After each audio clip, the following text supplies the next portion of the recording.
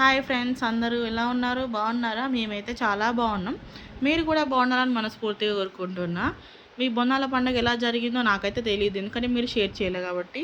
మా ఇంట్లో బోనాల పండుగ ఎలా జరిగింది, మేము ఏమేం చేసాం, వంటలు ఏమేమి వండుకున్నాం, ఎట్లా రెడీ అయినాం, బోనం ఎట్లా తయారు చేసినాము, ఎట్లా బోనాలు తీసినాము, అన్నీ ప్రతి ఒక్కటి మీతో షేర్ చేసుకోవాలనేది నేను వీడియో అయితే తీస్తున్నాను. ఈ వీడియోలో నేను ప్రతి ఒక్కటి మీతో షేర్ చేసుకోవాలనుకుంటున్నాను, ఎందుకంటే మీరే మా ఫ్యామిలీ, మీరే ఫ్రెండ్స్, అందరు మీరే కాబట్టి మీతో ప్రతి ఒక్క విషయం షేర్ చేసుకోవాలనిపించింది నాకు. అందుకనైతే వీడియో అయితే తీశాను. ఇప్పుడైతే నా ప్రతి ఒక్క మూమెంట్ మీతో షేర్ చేస్తున్నా.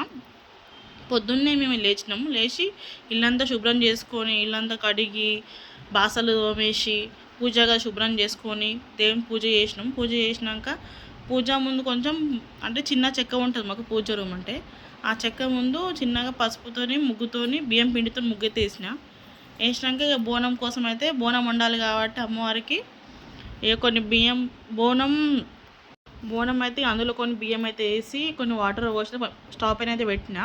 సగం ఉడికినాక పాలు పోసి బెల్లం సన్నగా తరిగి అందులో వేయాలి.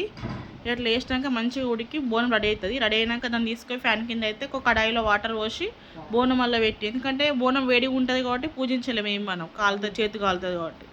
ఇక చల్లగా అయినాక బోనంకి మంచిగా నూనె పసుపు అన్నీ రాసి సన్నగా పైన పసుపు చల్లి అమ్మవారి నక్షణ అయితే దింపాను బోనం పైన.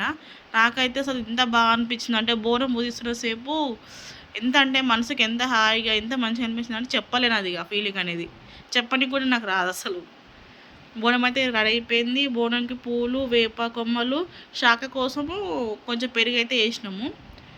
ఇంకో చెంబులో కొన్ని వాటర్ పోసి అందులో వేప కొమ్మలు అయితే అందులో వేసుకున్నాను, ఎందుకంటే అమ్మవారికి శాఖ మెయిన్ ఇంపార్టెంట్ కాబట్టి శాఖ కోసం రెడీ చేసుకున్నా.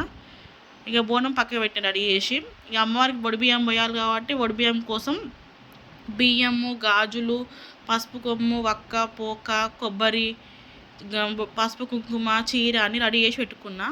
ఇక బియ్యం అయితే కలిపి పెట్టేసిన అమ్మవారు కూడా బియ్యము. ఇక అన్నీ రెడీ అయిపోయినాయి. వంటలు కూడా మా అమ్మ అయితే వంటలు రెడీ చేస్తుంది, నేనేమో బోనం రెడీ చేస్తున్నా. అన్ని పనులు అయితే, పండగ అంటే చాలా పనులు ఉంటాయి, అసలు ఎంత చేసినా పనులు అయిపోవు.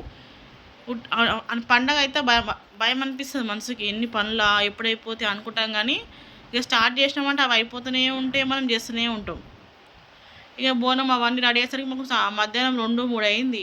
అప్పటిదాకా అసలు ఏమీ తినలేదు, చాలా ఆకలి వేసింది. కానీ ఎట్లయినా మనం బోనం చేస్తాం కాబట్టి ఏం తినొద్దు. ఇక డప్పులలో వచ్చిర్రు, డప్పులలో వస్తే బయట సౌండ్ బ్యాండ్ కొడుతుంటే మాడపరచుకైతే దేవుడు వచ్చిందమ్మ, దేవుడు ఊగింది. దేవుడు ఊగినాక బోనం బయలుదేరడం తీసుకొని. మన వీడియో నచ్చితే లైక్ చేయండి, సబ్స్క్రైబ్ చేయండి, సపోర్ట్ చేయండి. బై.